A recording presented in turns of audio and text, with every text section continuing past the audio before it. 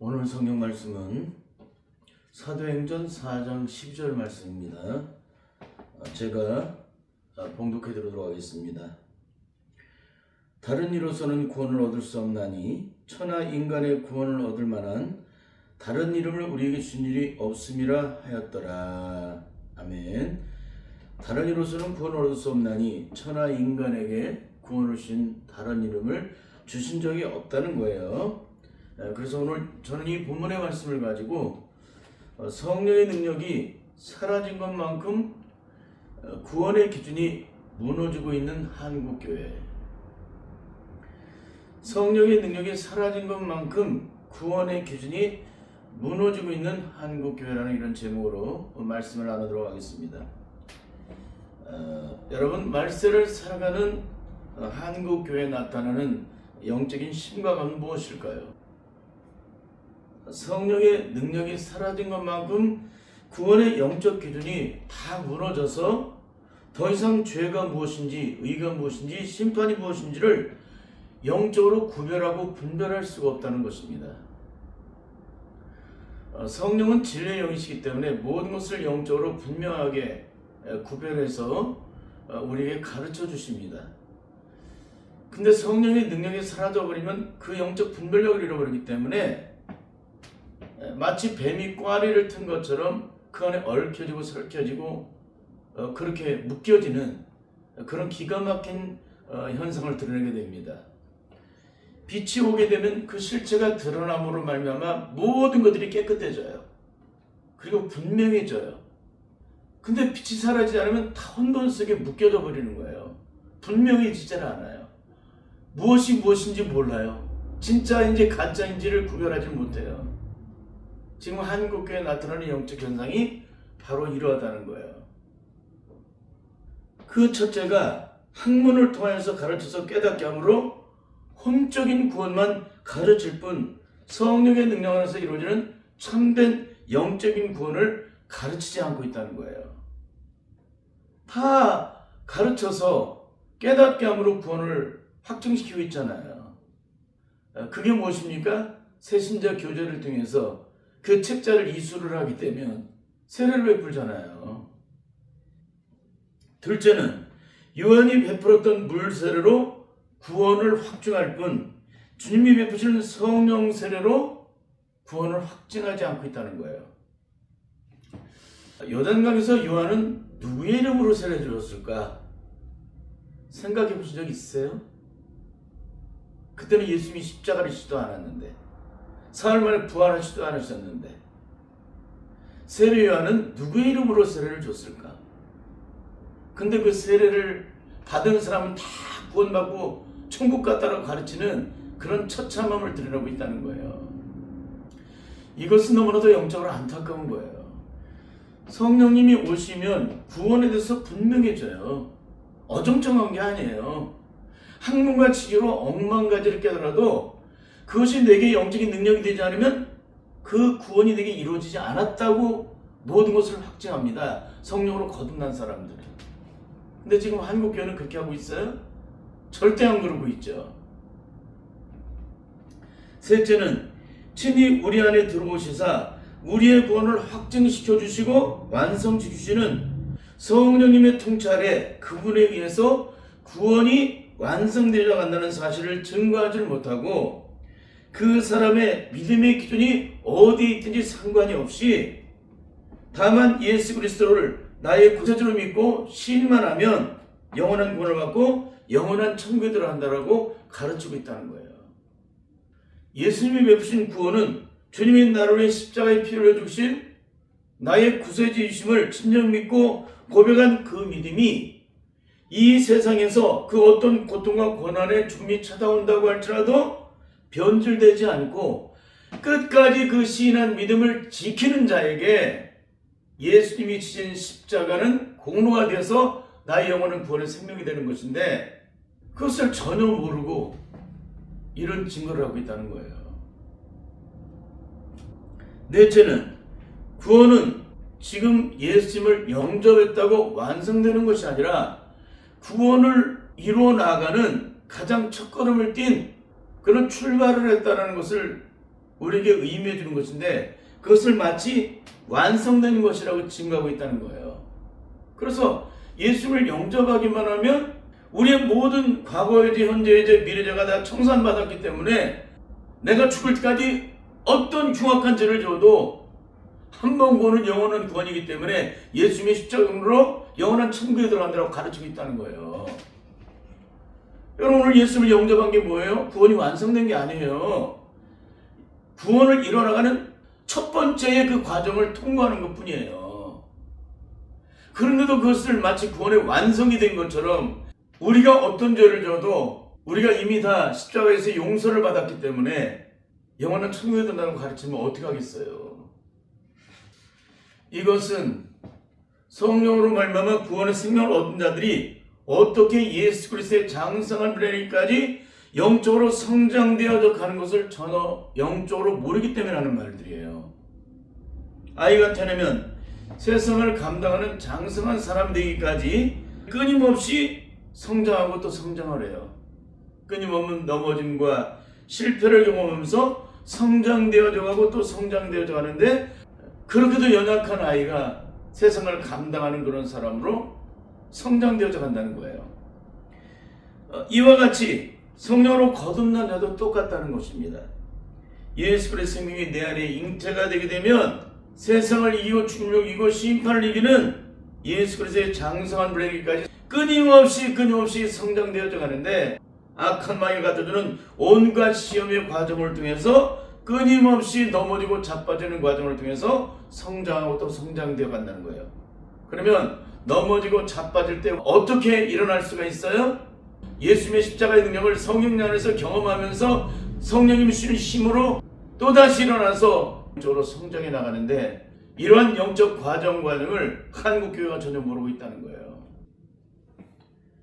그러니 한국교회는 그 어떤 죄를 져도 예수님이 영접하는 순간 과거의 죄, 현재의 죄, 미래의 죄까지 모두 다 청산받았기 때문에 예수님의 십자가로 영원한 천국에 다 들어간다고 가르치고 있는 거예요. 이게 하나님의 뜻대로 증거하는 거예요? 자기 뜻대로 증거하는 거예요? 자기 뜻대로 증거하는 거예요. 여러분, 절대 이런 분들은 하나님 나라에 합당한 분들이 아닙니다. 하나님의 영광을 보지 못한다는 거예요. 내가 사람을 기쁘게 하랴? 하나님을 기쁘게 하랴? 내가 사람을 기쁘게 하면 하나님의 종이 아니라고 그랬잖아요. 사람의 키에 사탕 말린 같은 이런 미사역으로 내일은 멸망의 심판이 기다리고 있는데, 오늘 그 사람들에게 오늘 당신이 죽으면 지옥불에 떨어진다라는 그런 분명한 구원에 확증된 복음을 증거해 줘야 되잖아요. 근데 그런 걸 증거하지 않고 이렇게 기가 막힌 증거를 하고 있어요. 여러분, 어떻게 이 사람들이 구원받고 영원한 천국에 들어가요? 절대 못 들어가요. 그렇게도 들어간다고 하는 사람들은 절대 성령으로 거듭난 사람들이 아니에요. 성령의 능력이 무엇인지를 먼지만큼도 모르는 사람이기 때문에 그래요. 만약에 경험했다면 그건 악한 영이 갖다준 그런 사탕발리 같은 그런 경험일 뿐이지 절대 성령님이 주신 경험이 아니에요. 성령님이 주신 경험은 분명하고 확실하다는 것입니다. 그러면 성경은 어떻게 증거하고 있을까요? 첫째는 항상 복종하여 두렵고 떨림으로 구원을 이루어가라라고 증거해주고 있어요. 뭐라고요?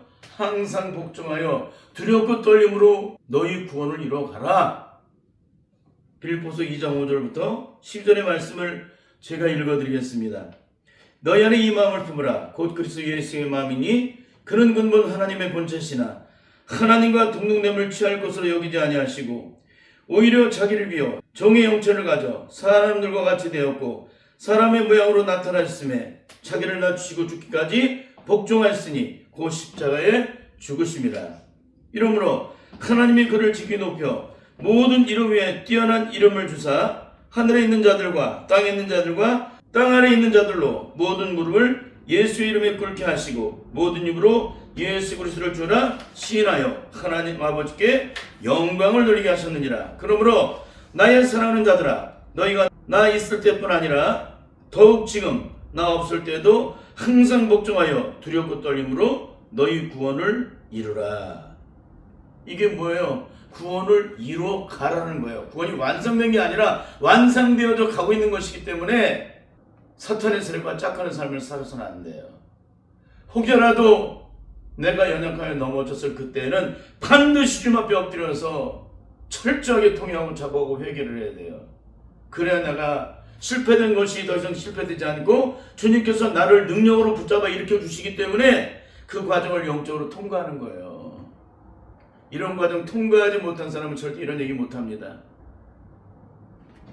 둘째는 내가 얻었담도 아니요 온전히 이루었담도 아니라 오직 내가 그리스도 예수께 잡혀받은 그것을 잡으려고 쫓아간다라고 증거하고 있습니다. 빌립보서 3장 10절에서 14절을 읽어드리겠습니다. 내가 그리스도와 그 부활의 권능을 그 고난의 참여함을 알려하여 그의 죽으심을 본받아 어찌하든지 죽은 자 가운데서 부활에 이르려 하노니 내가 이미 얻었다함도 아니요 온전히 이루었다함도 아니라 오직 내가 그리스도 예수께 잡혀받은 것을 잡으려고 쫓아가노라. 형제들아 나는 아직 내가 잡은 줄로 여기지 아니하고 오직 한 일 즉 뒤에 있는 것은 잊어버리고 앞에 있는 것을 잡으려고 표대를 향하여 그리스도 예수 안에서 하나님이 위에서 부르신 부름의 상을 위하여 쫓아가노라.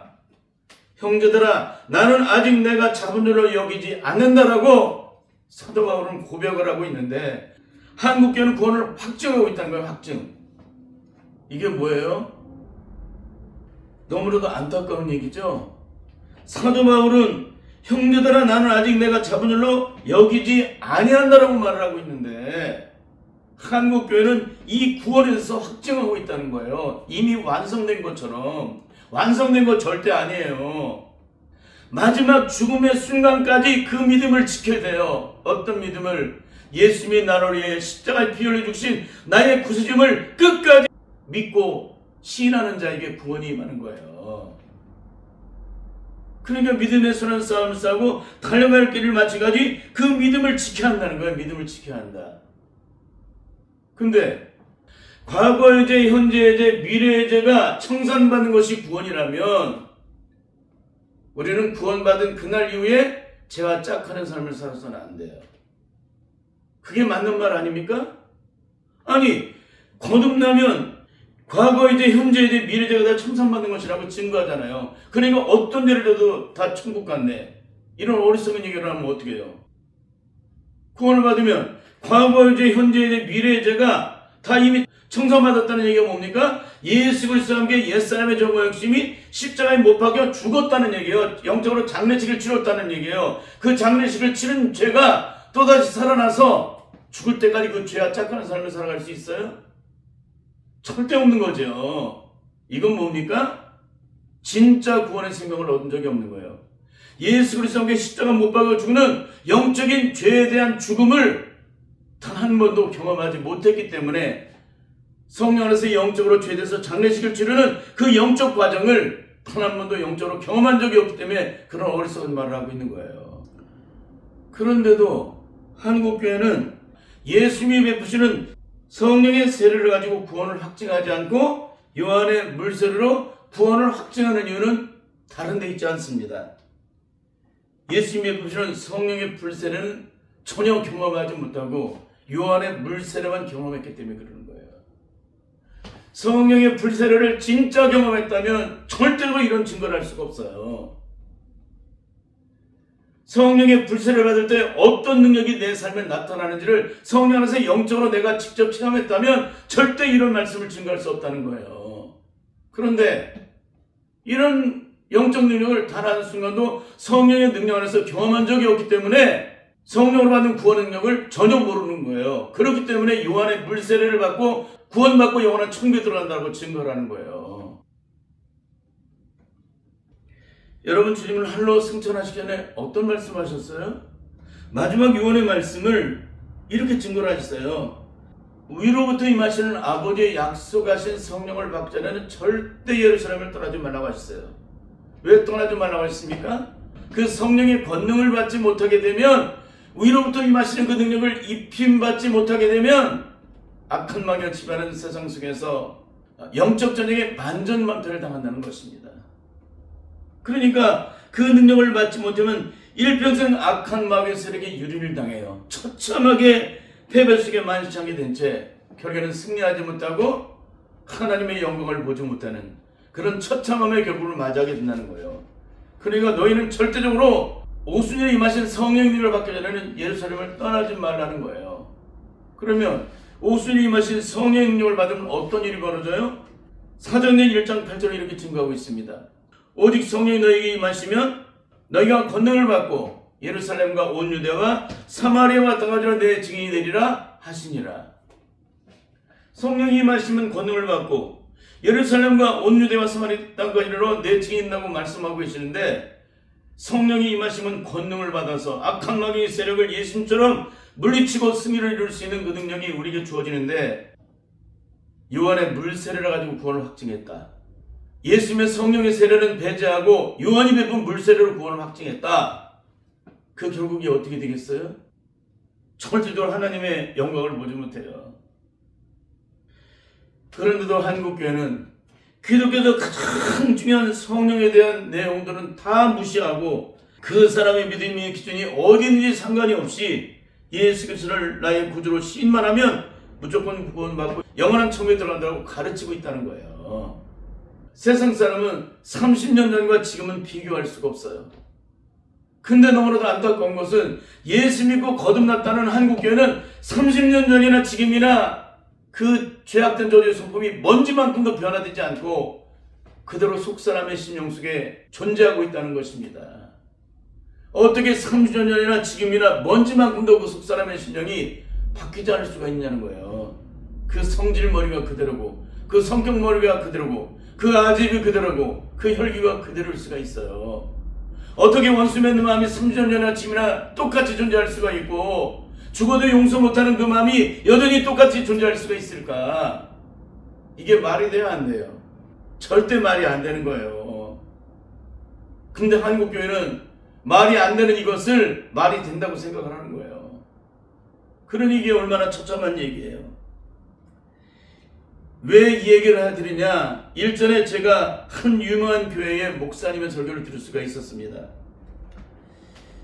독일에서 유학을 하셨고 성경에 박식하고 예언까지 하신 분이세요. 안타까운 것은 그분의 설교가 30년 전과 먼지만큼도 달라지지 않았다는 거예요. 30년 전과 영적인 진보를 이뤘다면 우리는 철저히 설교가 달라져야 돼요. 그 영적인 깊이가 달라졌고 그 넓이가 달라졌고 깨달은 영역이 달라졌고 모든 것들이 다 달라졌는데 어떻게 30년 전의 수준을 똑같이 지금도 똑같이 얘기할 수 있냐는 거예요. 절대 할 수가 없는 거예요. 여러분 세상 사람들 30년 전에 얘기했던 그 얘기를 지금도 똑같이 하나요? 절대 아닙니다. 30년 전에는 내가 행하는 것이 어린아이였고 모든 것이 다 어린아이 같았었는데 30년이 지난 후에는 장성한 사람이 되어서 세상을 감당하는 사람이 되었다면 그 사람의 생각하는 기준이나 의식하는 기준이나 사고의 모든 기준이 다 달라졌을 거 아니에요. 살아가는 영역이 다 달라졌잖아요. 그런데 어떻게 설교가 똑같을 수 있느냐? 30년 전하고. 왜 그런 거예요? 이분이 진짜 성령 안에서 거듭남을 체험했다면 절대 이런 삶을 살아갈 수가 없어요. 30년이 지났다면 내 신앙이 아브라함이 100세 독자 에삭을 낳았을 때 그 믿음이 우리 안에 형성되어 있어야 돼요. 믿음으로 순종함으로 명령 임함 때에 내게 아들이 있으라는 이 말씀 앞에서 순종함으로 독자 이삭을 잉태하잖아요. 여러분 아브라함이 75세 때 본토 친척 아비집을 떠나는 그 갈대우르를 떠나는 그때와 이삭을 낳을 때와 믿음이 똑같다고 생각하십니까? 모든 것이 다 영적으로 달라졌어요. 인생의 산전초를 겪으면서 수많은 온갖 일을 당하면서 아브라함의 믿음은 그 믿음이 믿음되기 시작을 했고 그 실패가 디딤돌이어서 또 영적으로 진보를 이루게 되고 수많은 일 속에서 인생을 경험하고 실패를 경험하고 하나님의 능력을 경험하니까 그러니까 세상의 모든 것들을 사랑하는 것만큼 깨닫게 되고 결국에는 하나님을 시인하는 하나님의 말씀 앞에 온전히 순종하는 그런 사람이 돼요. 아브라함이 75세 때 부름받을 때와 85세 때 하나님 앞에 섰을 때가 같아요, 틀려요? 다를 게 거의 없습니다. 근데 100세가 되었을 때 그때는 어떻게 되었어요? 그때와 비교할 수가 없어요. 모든 것들이 다 달라져 있습니다. 차원이 달라져 있습니다. 생각하는 모든 영역이 다 달라졌습니다. 의식의 모든 영역이 다 달라졌습니다. 근데 어떻게 이렇게 똑같은 설교를 할 수 있느냐? 제가 깜짝 놀랐어요. 이분도 역시 진짜 성령의 사람이 아니구나. 그걸 제가 알 수가 있었어요. 성령의 사람은 성령의 사람을 구별할 줄 압니다. 그 사람의 말 한마디만 들어보면 금방 압니다. 다섯째는 율법의 수요자로 이스라엘 백성들을 출애굽시켜 홍해바다를 육지로 건너간 모세가 구원을 받았다면 그 홍해바다를 건너 가나안 땅에 들어가서 40년을 거하기까지 온갖 죄를 저지르고 모든 행하는 것이 죄뿐인 이스라엘 백성도 똑같이 구원을 받았다고 가르치고 있다는 거예요. 그 이유를 다른 데에 두지 않습니다. 율법의 수요자로 이스라엘의 가장 위대한 지도 모세는 하나님의 부르심을 받은 후 일평생 말 못하는 친구보다 더 말을 듣지 않는, 그렇게 끊임없이 원망과 불평만 해대는 이스라엘 백성들, 그 백성들이 목이 말라 아우성을 치고 있을 때 하나님께 기도를 드렸습니다. 하나님께서는 반석을 명하여 물을 내어서 이 목말라 하는 백성들과 짐승들에게 물을 마시게 하라고 말씀을 하셨습니다. 그런데 그 하나님의 명령 앞에서 순간 모세는 자제력을 잃어버린 것 같아요. 그렇게 수많은 세월의 시간들을 끊임없이 인내를 해왔던 이 모세가 그 마지막 순간에 인내를 못한 것 같아요. 한순간도 포기하지 않고 끝없는 원망과 불평 속에 불순종의 죄를 저지르는 이 악한 이스라엘 백성들로 인해서 견딜 수 없을 만큼 힘들고 어려웠을 것입니다. 그럼에도 불구하고 하나님의 능력 속에 모세는 거기까지 잘 인내를 했던 것 같아요. 근데 여전히 불평하고 하나님의 권능을 통하여 일어나는 수많은 기적과 이적을 보았음에도 불구하고 여전히 원망하고 불평하는 이스라엘 백성들을 바라보고 순간 자제력을 잃어버리고 이렇게 모세는 말을 합니다. 내가 너를 위해서 물을 내랴? 하면서 이렇게 반석을 내리쳐버립니다. 그로 인해서 모세는 그렇게도 꿈에 그리던 가나안 땅을 들어가지 못해요. 느부산에 올라가 그 땅을 바라보고 죽게 됩니다. 이것을 가지고 오늘 한국교회는 이렇게 증거를 해요. 모세가 천국에 들어갔다면 홍해바다를 건넌 이스라엘 백성들 모두가 다 천국에 들어갔다. 아니, 기가 막힌 얘기를 해요. 그러니까 하나님의 기름 부으심 받은 종과 여전히 죄악 가운데 살아가는 사람들의 삶이 어떻게 다른지를 전혀 영적으로 모르기 때문에 이런 어리석은 얘기를 하고 있는 거예요. 로마서 3장 23절은 이렇게 증거하고 있습니다. 모든 사람이 죄를 범하였음에 하나님의 영광이 이르지 못하더니, 모든 사람이 죄를 범하였음에 하나님의 영광이 이룰 수 없다고 증거해주고 있습니다.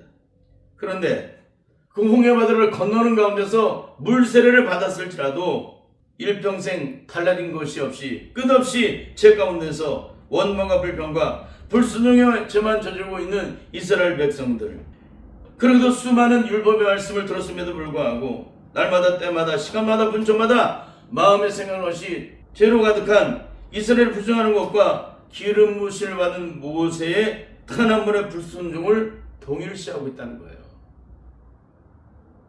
이것은 무엇을 의미하는 것일까요? 하나님의 기름 부으심을 받은 자들과 받지 못한 자들이 영적으로 어떻게 다른지를 전혀 모르기 때문에 하는 말이에요. 하나님의 기름 부음을 받은 영의 사람들은 자신의 죄와 허물이 드러나면 즉시 하나님 앞에 엎드려서 그 죄를 씻음받고 자유함을 얻기까지 주님 앞에 영적으로 철저하게 엎드린다는 사실을 전혀 영적으로 모르기 때문에 하는 말이에요. 그러니까 그런 영적인 과정을 성령 안에서 영적으로 경험해 본 적이 있어야 이런 얘기를 하죠. 그런 것들을 먼지만큼도 영적으로 경험해 본 적이 없으니까 모세가 죄를 지은 것과 이스라엘 백성들이 일평생 죄를 지은 것과 똑같이 동일한 선생에 놓고서 말을 한다는 거예요. 성령을 받은 사람은 죄를 지으면 어떻게 회개를 하고 하나님과 관계회복을 하는지를 전혀 영적으로 모르는 거예요. 어떻게 이스라엘의 가장 위대한 리더 모세를 그렇게 비교할 수가 있을까? 하나님의 기름 부으심을 받은 사람이에요. 죄악 가운데 살아가던 이스라엘 백성들 아우성지니까 그 백성을 구원하는 출애굽의 지도자로 세운 모세예요. 그럼 모세가 성령으로 충만한 사람이에요? 성령으로 충만하지 않은 사람이에요? 성령으로 충만한 사람이에요. 하나님과 영으로 대면하는 사람이에요? 대면하지 못하는 사람이에요? 하나님과 대면하는 사람이에요. 그러면 행하는 것마다 죄 가운데 빠져서 하나님과 원수되는 그런 삶을 살아가는 이스라엘 백성들은 성령으로 충만한 사람이에요? 성령이 뭔지도 모르죠. 하나님의 기름 부으심을 받았어요? 기름 부으심을 받지 못했죠. 하나님과 영적으로 대면을 할 수 있어요? 대면하지 못하죠. 그런데 어떻게 하나님을 대면하는 사람과 하나님을 대면하지 못하는 사람과 똑같은 선상에 놓고서 그걸 얘기할 수 있냐는 거예요. 이거 너무너무 기가 막힌 얘기예요. 이거 한국교회가 다 이렇게 영적으로 성령으로 거듭난 사람의 영적 능력을 모르기 때문에 이런 처참함에 얘기를 하고 있는 것입니다. 하나님과 영적인 대화를 하는 사람들은 내 안에 죄가 먼지만큼 숨겨지도 견디질 못해요. 그러니까 반석을 명하여 물을 내라는 하나님의 명령 앞에서 반석을 내리친 것을 모세가 몰랐겠습니까? 알았죠. 하나님의 음성을 들었을까요? 못 들었을까요? 들었죠. 그러면 그냥 모세가 그냥 그 죄 가운데 빠져서 그냥 그대로 갔을까요? 절대 아니죠. 그 죄를 즉시 고꾸라져서 회개를 했겠죠. 하나님 잘못했다고 용서해달라고. 내가 백성들 앞에서 하나님의 영광을 가렸습니다. 고꾸라져서 용서를 빌었을 거예요. 그러나 육신에 속한 자들은 일평생 죄 가운데 살아도 단 한순간도 온전한 회개를 통해서 하나님과 영적 관계를 형성할 수가 없다는 거예요. 그러면 모세는 하나님과 영적 관계를 다시 형성했습니다. 이스라엘 백성들은 하나님과 영적 관계를 형성하지 못했습니다. 과연 어떻게 될까요? 비록 단 한 번의 실수로 하나님의 영광을 가렸지만 철저한 회개를 통해서 하나님과 영적 관계를 형성한 모세는 하나님의 부르심을 받게 되죠. 그 모세는 느보산에서 하나님이 데려가셨다는 것을 볼 수 있는 것은 뭐냐면 어느 누구도 시체를 찾을 수가 없다고 그러잖아요. 사복음서에서 보면 어떤 일이 벌어져요? 그 모세가 예수님과 대면을 해요. 어디서? 변화산상에서. 그러면 예수님이 오시기 전 요한에게 세례를 받은 자들은 다 천국에 들어갔을까요? 찬송가에서는 그 영적 해답을 다 주고 있어요. 찬송가 195장 3절을 보시면은 이렇게 증거를 하고 있어요. 물 같은 것 가지고는 씻을 수가 아주 없네. 물 같은 것 가지고는 씻을 수가 아주 없네. 주여 귀한 보배 피로 날 정결케 하옵소서. 물 같은 거 가지고는 씻을 수가 아주 없다는 거예요. 오직 주의 귀한 보배 피만이 나를 정결케 할 수 있다는 거예요. 여기에 대해서 베드로전서 1장 18절 19절은 너무나도 기가 막히게 또 말씀을 증거해주고 있습니다. 너희가 알거니와 너희 수상에 유전한 망령된 행실에서 구속된 것은 은이나 금같이 없어질 것이라는 것이 아니오 오직 흠없고 점없는 어린 양 같은 그리스도의 보배를 필요한 것이니라. 이렇게 모든 것들이 영적으로 확증을 해주고 있는데도 어리석은 얘기를 하는 거예요. 그러면 왜 요한이 베푼 물세례가 구원의 영적 기준이 될 수 없는지를 다음 시간에 증거하도록 하겠습니다. 여러분은 어떤 신앙생활을 하고 계십니까? 오늘 증거된 말씀들이 여러분이 어떻게 들리고 계십니까? 혼란스럽고 혼돈되어서 더 복잡해졌다는 분들은 성령의 능력 안에 거하는 분이 아니기 때문에 성령 세례를 다시 구하셔야 됩니다. 그리고 예수님을 진정으로 영접하는 그런 영적인 구원을 반드시 경험을 하셔야 됩니다. 그렇지 않게 되면 일평생 예수 믿고도 망하는 사람이 돼요. 반드시 성령 안에서 영적으로 구원을 받고 영원한 생명을 얻은 자로서 매일 순간 영적인 성장과 변화를 이루어서 영적인 진보를 이루어 나가는 그런 복된 주님의 자들이 다 될 수 있기를 예수님의 이름으로 간절히 축원합니다. 아멘.